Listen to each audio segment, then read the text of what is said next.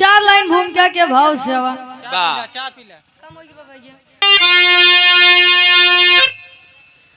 अरमान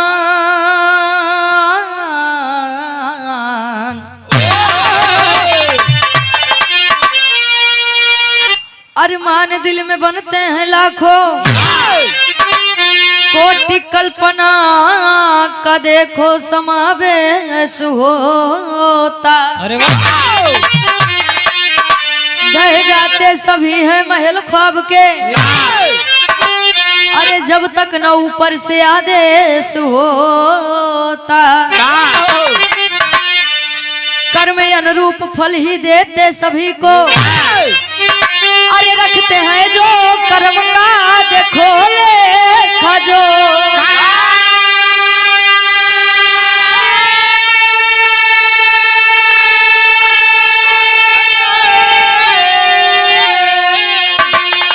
गलत काम का है नतीजा भयंकर मगर सत्य का फल देते अनोखा।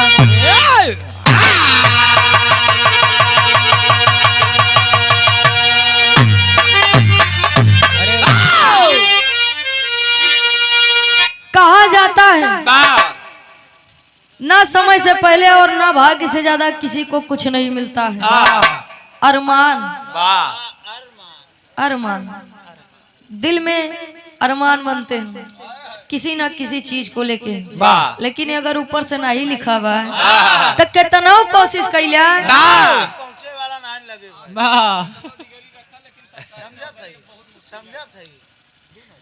कभी जी बड़ी बढ़िया गजल के भाव लिखते हैं। जिंदगी में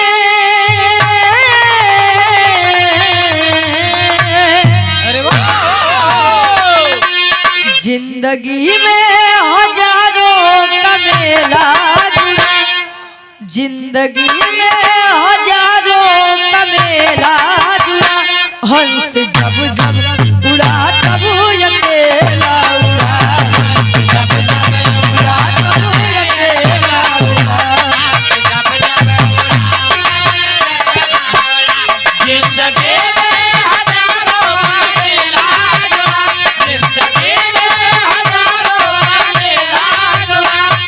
जब जब उड़ा तब अकेला उड़ा।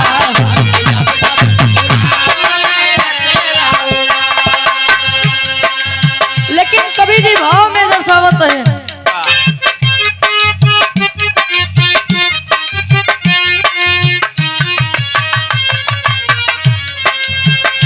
भक्ति शक्ति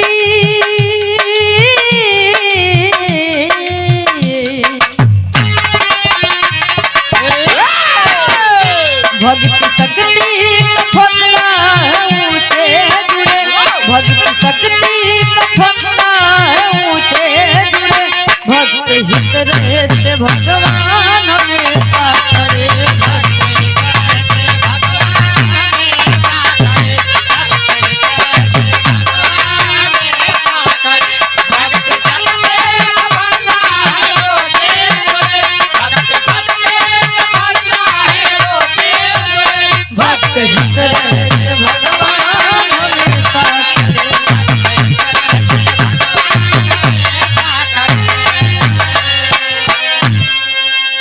भक्ति शक्ति का फंदा है ऊंचे जुड़े भक्त हित रहते भगवान हमेशा खड़े।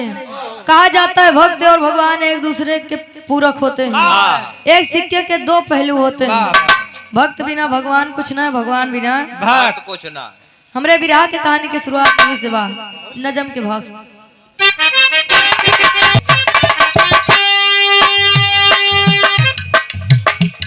इंसानियत हो जिसमें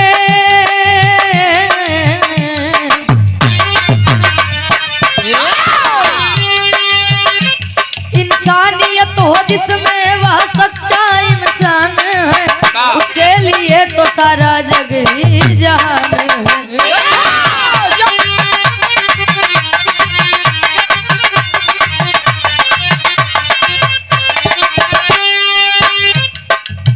किसी एक गाँव में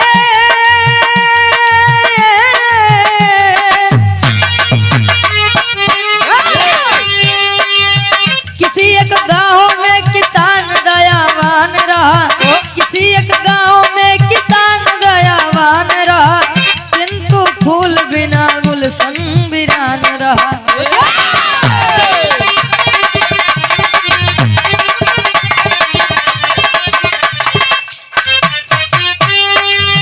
देवर्षि नारद का मृतलोक में प्रस्थान हुआ, देवर्षि नारद का मृतलोक में प्रस्थान हुआ, देवर्षि नारद का मृतलोक में प्रस्थान हुआ, देवर्षि नारद का मृतलोक में प्रस्थान हुआ। आए किसान घर यथाचित समान हुआ।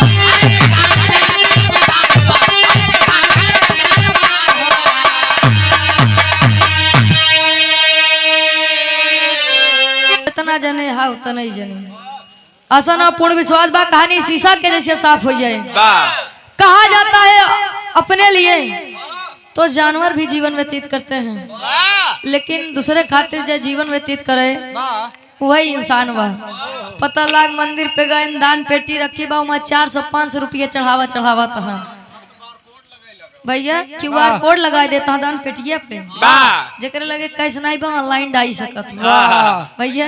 लेकिन अगर बहरे भिखारी अगर खड़ा रहे बैठा रहे, लूला लंगड़ा बैठा रहे तो 10 रुपया दे में सबके पसीना छूट जाता।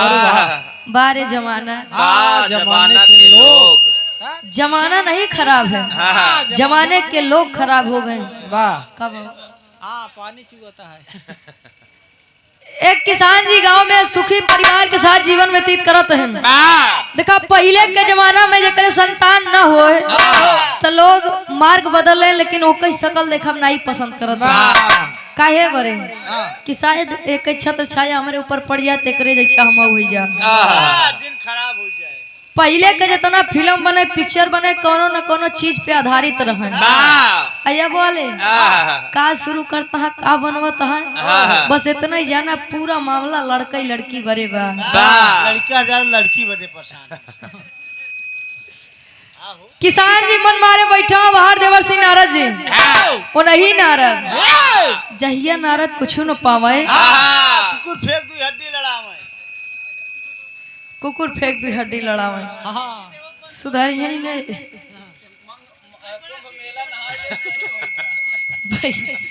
जहिया नारद कुछ न पावे हड्डी फेंक दू कुकुर लड़ावे। सुन ले समझ ले, बाकी जानत ही सुधर न यार। किसान जी मन मारे बैठा है, नारद जी जब आकाश मार्ग से जात है देखें किसान जी मन मारे बैठा है। कस भैया का हाल चाल बा, सब कुशल मंगल? कहन का दिक्कत बा? कहन नाथ इतना दिन शादी के होइया लेकिन कोनो संतान ना हो, हमारे किस्मत में लागत संतान सुख है न बा। नारद जी इतनी बात सुने कहन बस इतनी छोट बात। अब आई हम जाते भगवान विष्णु जी के लगे, हम यहाँ संसार के सबसे बड़ा भक्त है उनका, दिन रात भक्ति भाव भजन करी थी। एक लड़किया तो देवा ही सकी थी। नारद जी पहुंचत है क्षीर सागर, कवि जी लिखत है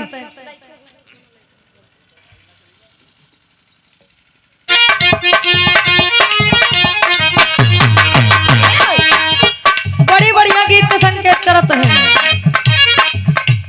कोनो नायक शिकायत करे कहे तिरिया चरित्र दैवो न जाना, मेहरारू के गुण तो भगवानों नहीं समझ सकते। आप सब तो बहरहाल इंसान है। कहे लइकवा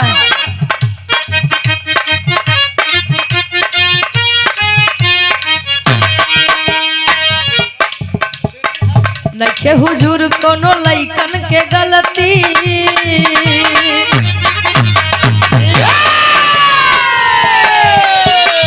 लखे हुजूर कोनो लइकन के गलती, ये मिजाज गड़बड़ावेली।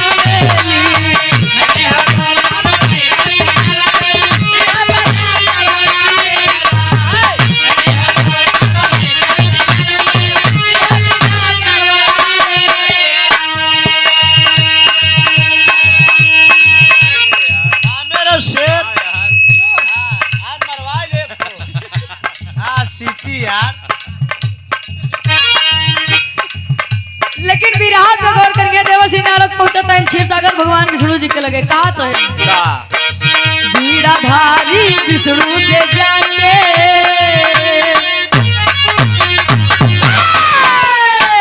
बीड़ा धारी विष्णु से जाके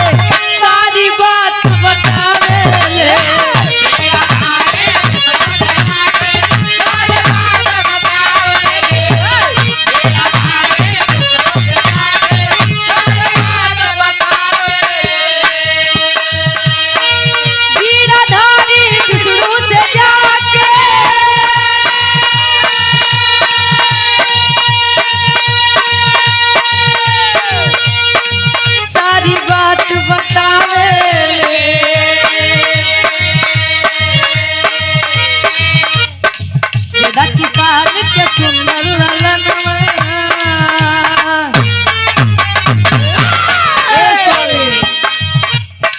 देदा किसान के सुंदर ललनवा अपना रज सुनावे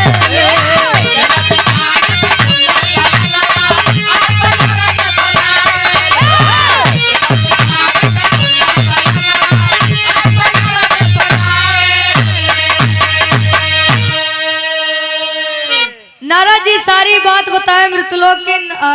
नारद जी के सारी बात सुन के समझ के जब नारद जी इतनी बात कहे, नाथ या संसार के सबसे बड़ा भक्त आपके हम ही दिन रात बीड़ा टेरी थी।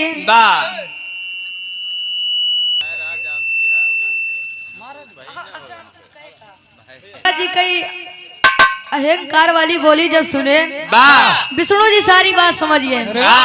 कहे नारद वो सब तो ठीक ही बा बेटा नारद ए बेटा नारद में जान रहा हूँ। लेकिन का करबो करे किस्मत में संतान सुखाइए न बा अजान तहा जौन चीज लिख के बा उतारे थोड़ी के उतारत है कहें। लेकिन नाथवार से भी सुनबे भा जब पानी दार बा वो अपने पानी खातिर मर जाए। नजारे कितना पानी बहा जैसन वैसे नारद जी कहें लेकिन नाथ हम वचन दे क्या ही कि एक संतान ही आपके हम देवाऊ जरूर। कहे नारद का करे कुछ दिन में तो लोग जाबे न करा। अब देखा क्षीर सागर वाली बात तुहारे ही छोड़ दे यार भवा का अच्छा सारी मुसीबत का जोगी जी अलग जगह होते हैं किसान जी के दुआरे से।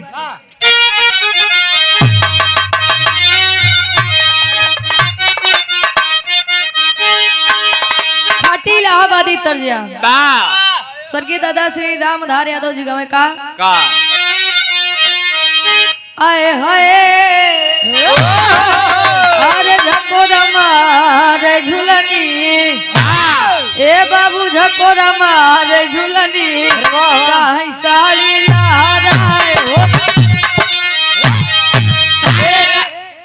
लेकिन बिरहा सम्राट स्वर्गीय गुरु श्री हैदर अली जुगनू जी गाँव का अरे घुसुरी गवा बरधा ए देवालाल भैया अरे घुसुरी गवा बरधा यही बरधा जौन आज रे अरे घुसुरी गवा बरधा सरी मझारी अरे गजब किहू बहिनी अरे गजब किहू बहिनी कहे चीनी ना भातार हो गजब। लेकिन बिरहा पे गौर करिए अलग जगह बताए जोगी जी किसान जी के द्वारे कहे जय रोटी जाता बेटवाला अरे जय रोटी जाता बेटवाला ता ई है बारात जय रोटी कहे भूखिया लागल बा जय गो रोटिया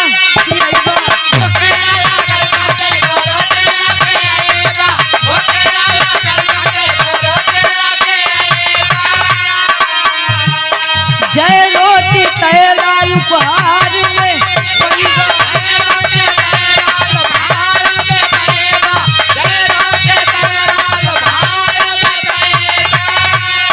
पैदा हुई है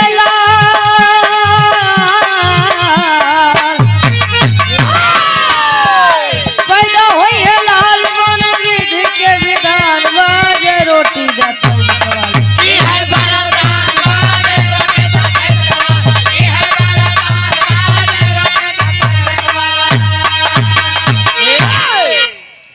अलग जगह तो है यार। जब किसान जी के द्वारे जब आवाज आए तनी बतिया सुनते मान तो किसान जी निकले नाथ का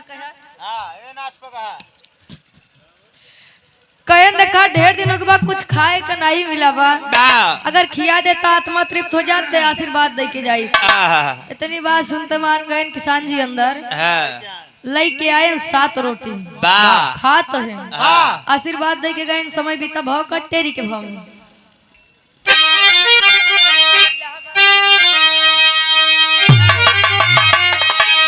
भक्ति की शक्ति भारी पड़ गई अरे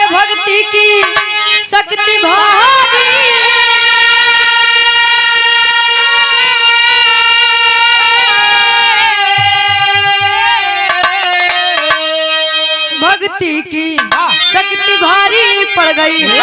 पैदा तो भैले 7 लाली अम्मा कुठी फुलवारी रे फुलवारी रे फुलवारी। भैले 7 लाली अम्मा कुठी फुलवारी। भक्ति की शक्ति भारी पड़ गई। इतनी बतिया समय बीता जब 7 गदेला किसान जी के द्वारे पैदा भय। कवि जी राधे श्याम के भाव में लिखत है।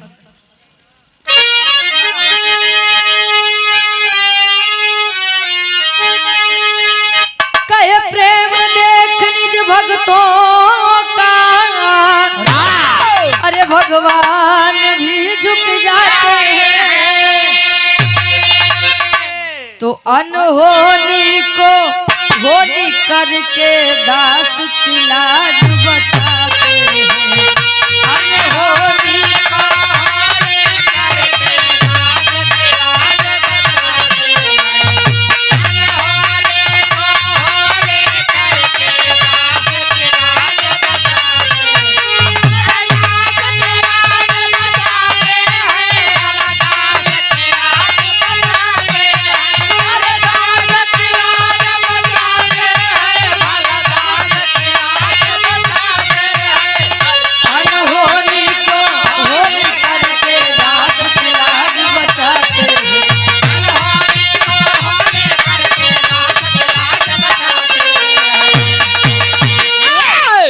यार दोबारा नारा जी आकाश मार्ग से चला तो है। लेकिन किसान जी के द्वारे जब 7 गदेला अब सोचे वाली बात है। स्वयं भगवान विष्णु जी कहे कि संतान सुख नहीं है। 7 गदेला सोचा ऐसे चला चला चला भैया यार जब नारा जी देखे कहन कहन कस भैया 7 केकर है। 7 केकर है। कहन अरे नाथ अब कैसे बताई आप इतना दयालु है ना हम समझते ही नहीं रहे। एक गदेला की बात करे बताओ 7 गदेला डायरेक्ट बिल्कुल तोहरे ही हैं। हाँ वो हाँ चला कहने 7 तोहरे हैं कहन बिल्कुल हमरे हैं कहन पक्की बात कहन पक्की बात। नारद जी को सियाई गए कहन हमसे धोखा हमसे गद्दारी गद्दारी करबे। चला तो इन क्रोध में गीत लगत बा।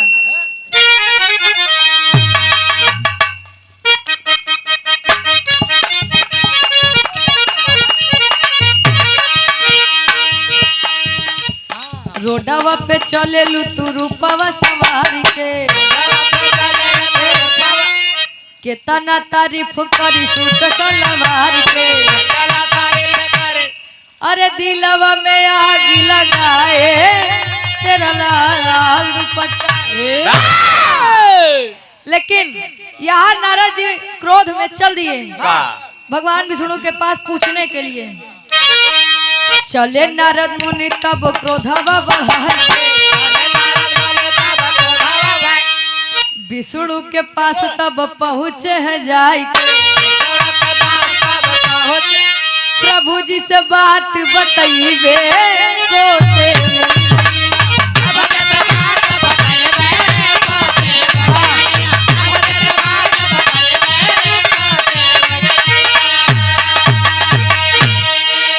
क्रोध में चल दिए पूछा खातिर। जब इतनी बतिया जब विष्णु जी देखे तो लगे हिले का पाई कस भैया नार ए नारद कस भैया कहे नाथ ई बतावा लील फसत का है बा काहे बरे अटकत है कहना का बताई नारद। हाँ हाँ यह पेटवा चौकत बा। कहे ना तब कोनो उपाय तो होबई करे। कहे बिल्कुल बना रहा तनी ध्यान दे वाली बात बा। कहन बिल्कुल बा कहन का कहन जा जे संसार के सबसे बड़ा भक्त होए हमार जे सबसे सच्ची भक्ति हमार करत होए वही के आंखें के खून लिया इधर हम पी लिए एकदम ठीक हो जाए। नाराज जी कहे बस इतनी छोट बात भाई उनका तो उनके प्रश्न का जवाब चाहिए। लियन चाकू कटोरा पहुंचन कहा मृतलोक में पापड़ के भाव में कवि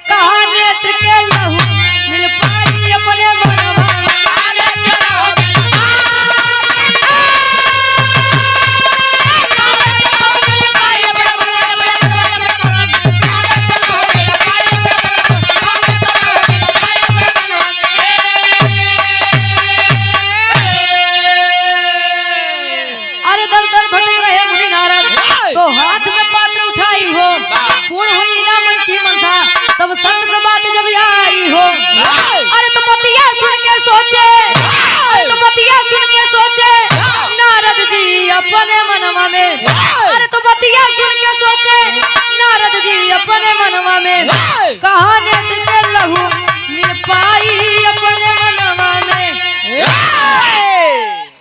पहुंचा तैन मृतलोक में जेका देखा तैन तनिक तिलक चंदन लगाए बा। कटोरा चाकू थमा कस भैया विष्णु जी के भक्त है। आए क्या हुआ बैठा? कहने रे जी पूछा, जब तक एक लोटा हम जल नहीं चढ़ाई दी तब तक हम खुद ही जल नहीं ग्रहण करी। कहन पक्की बात, कहन पक्की बात। कहन सुना विष्णु जी के जान बड़ी खतरे में पड़ी बा। कहन जे मृतलोक में हमारा सबसे बड़ा भक्त होए या इस संसार में सबसे बड़ा भक्त हो तीनों लोकों में, वही की आंखें के खून लिया के दे दा हम पी ली ठीक हो जाए।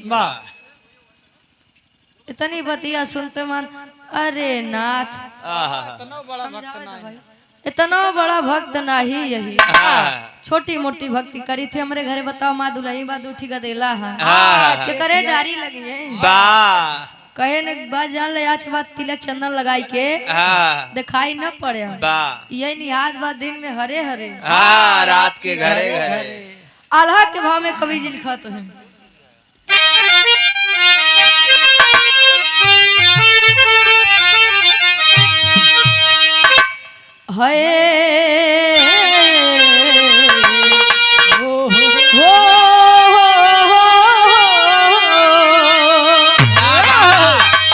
तो निर्धन के मिले जैसे ज्ञान के गठरिया बाबू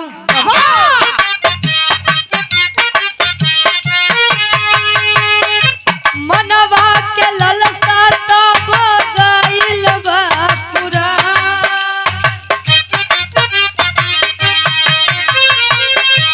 सुरनार मुनि करते जे कर भजनिया बाबू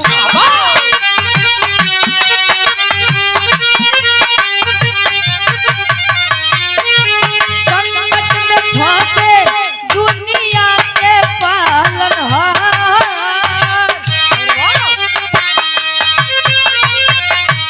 चाकू उठा के अपन अखिया पे मरले पंचो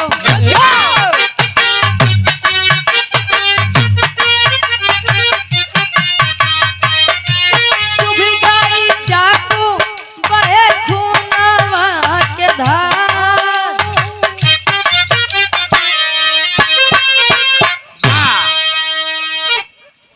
खून हेरत हेरत खोजत खोजत पहुंचे कहाँ जौन महात्मा जी आशीर्वाद दिए रहे जकरे आशीर्वाद से किसान जी के 7 संतान पैदा पहुंचन कहन कसवैया विष्णु जी के भक्त है लास्ट आपे बचा है आखिरी उम्मीद आपे है देखा जे महान बाबू अपन बखान अपने मोहे कभो न करे लेकिन जे नहीं बखान महान बा जे का बस वही लंबी लंबी फेंकई के बाद क्या हुआ फेंका था पीछे उ फेंकबई करे कहन देखा बहुत तनाई लेकिन छोटी मोटी भक्ति भाव भजन हम कैली कहन सुना भगवान विष्णु जी के जान खतरे में बा अगर अपने अखिए के खूनवा दई देता पी लेते तो ठीक हो जाते नहीं सृष्टि चले कैसे कहन बस इतनी छोटी बात बिना कुछ सोचे समझे चाकू उठाई ने आखी पे मारन खून बहाई लग कटोरा आगे करन खून लेके पहुंच गए प्रसन्न है आज तो हमारे सवाली के जवाब मिले पहुंचा तब आखिरी में खड़ी के भाव में लिखा था कवि जी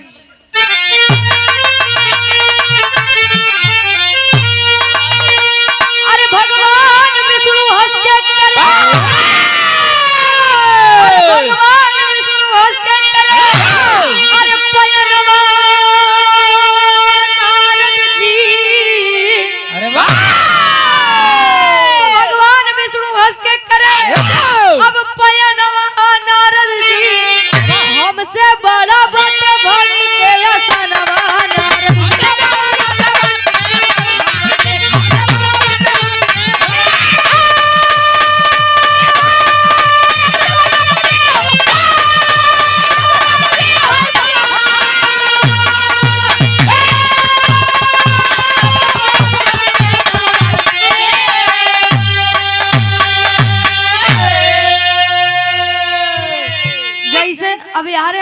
बिरहा के छोड़बा तनी समझब आप सब।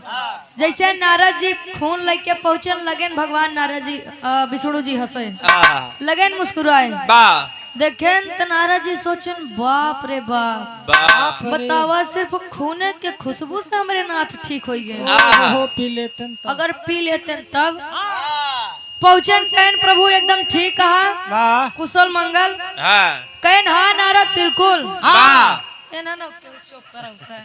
जा देवा भाई उनके बेला भाई।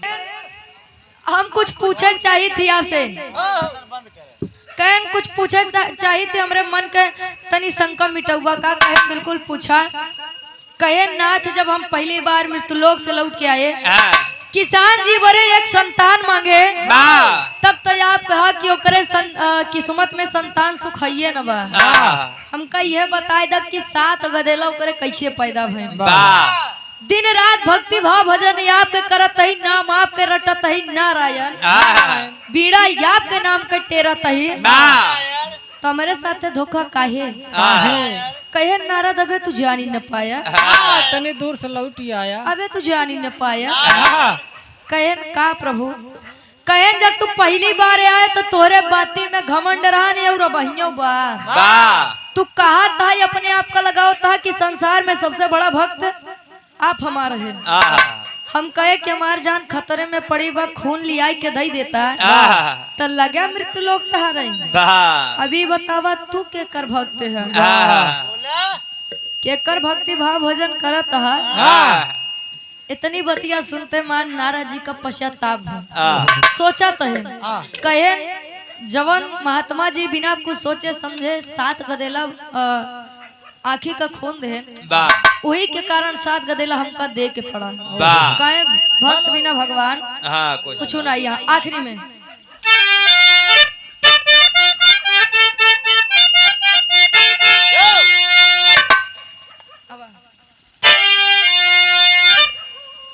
गुरु बिहारी गुरु गणेश जी स्वर्ग की राह तकाए।